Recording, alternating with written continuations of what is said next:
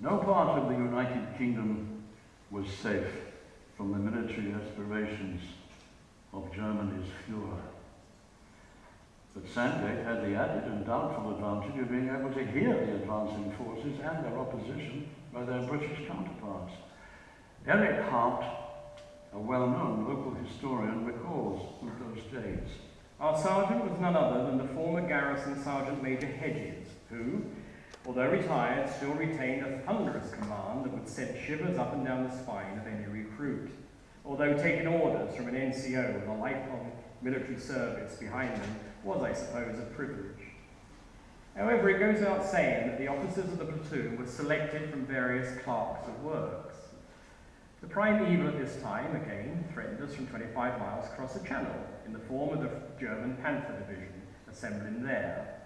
The modest size of our platoon meant that each member was called upon to carry out a tour of duty at least 2 nights per week on the basis of 2 hours on duty and an hour rest period.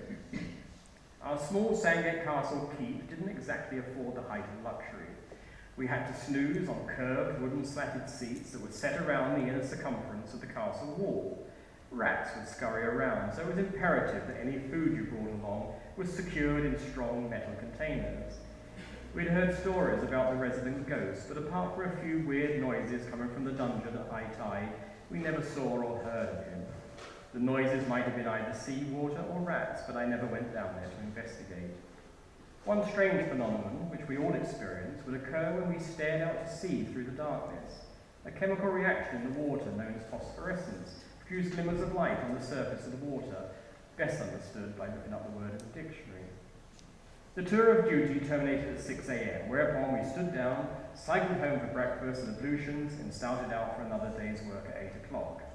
The cycle patrol took us along the restricted Undercliff Road. Before the outbreak of war, this had been a local beauty spot with its mantle of wide variety of trees, shrubs, and flowering borders, but all this had to pay the price of being the front line. It was replaced with borders of barbed wire barricades and awesome skull and crossbone "Danger Mines" sign. Then we backtracked along our route beyond the castle and along the open A259 coastal road as far as Seabrook, where we would labour up Hospital Hill to record our presence in the logbook before returning to Sandgate Castle and our rest period. Sometimes the night patrols were quite rewarding, clear skies and quiet calm as we made our almost silent progress along the deserted coast road. Moonlight would filter down through the trees, and occasionally the silence would be interrupted by the soulful hoot of an owl. On nights like these, the moon's silvery wake across a calm sea made the hard realities of war seem far removed.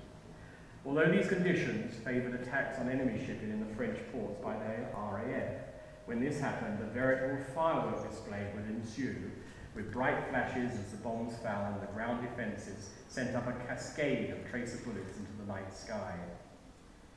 On other occasions, a cross-channel duel would commence between the heavy artillery on both sides.